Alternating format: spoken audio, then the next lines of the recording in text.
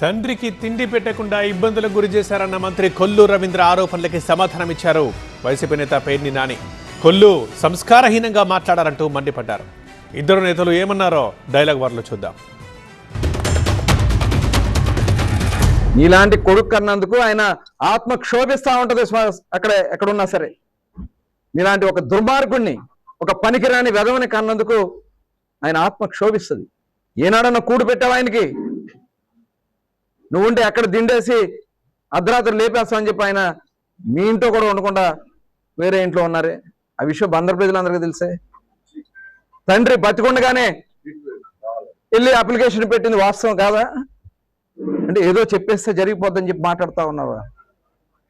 బందర్ ప్రజలు అమాయకులు అనుకుంటున్నావా?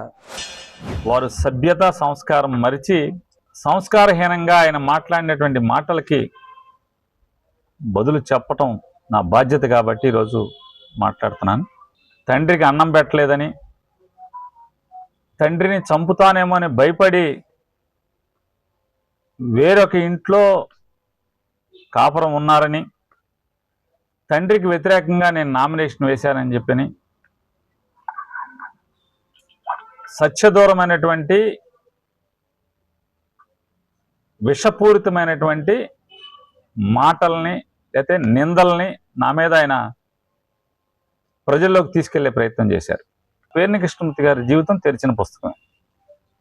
కొత్తగా కొల్లు రవీంద్ర గారి అసత్యాలతో ప్రజల్ని కొత్తగా నిజాలు తెలుసుకోవాల్సిన అవసరం లేదు. కానీ కొత్త తరానికి తెలియదు కాబట్టి ఆయన ఏదో అవాకులు చవాకులు